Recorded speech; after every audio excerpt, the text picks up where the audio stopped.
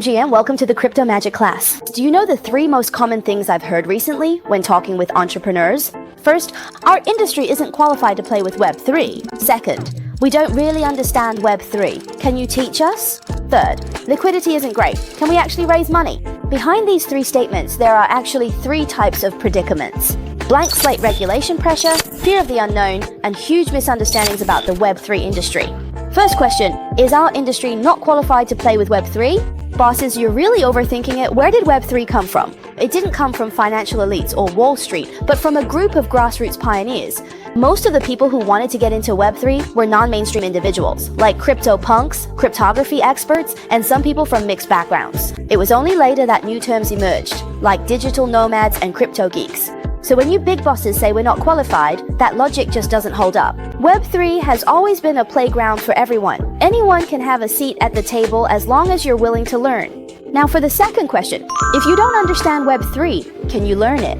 Of course you can learn it, but the real question is, how are you going to learn? You can't learn to swim by standing on the shore. Some people say they're learning Web3, but they've never even downloaded a wallet or made a single on-chain transaction. Yet they keep talking about learning, flying to Singapore or the US to study. That's like studying the stock market every day but never buying a single share.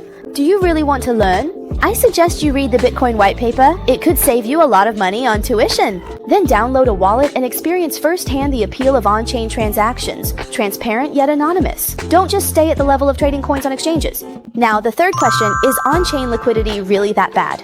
Every time I hear this question, my head just buzzes.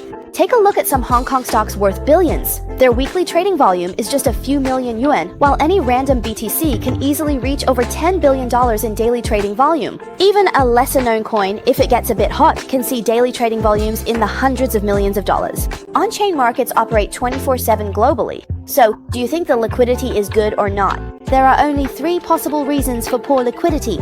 Either the operator has issues, the entry barriers are too high, or simply no one knows about the asset. Right now, the RWA industry is a mess. The only assets that have truly been validated and closed the loop are those backed by financial conglomerates and banks, like money market funds and US treasuries. Most of the others are just a chaotic mix. Especially recently, some people have said that the cost of doing RWA in Hong Kong is high, so let's first go to domestic cultural exchanges for pre-RWA. Come on, those voucher images the cultural exchanges are doing are clearly Ponzi schemes, aren't they? You can't find a single on-chain record. Where's this global participation coming from? That Malu grape thing at best barely counts as an RWA adjacent project. On-chain liquidity is the hardcore foundation of global finance. Don't use cognitive gaps as an excuse, and don't pass off fake concepts as RWA.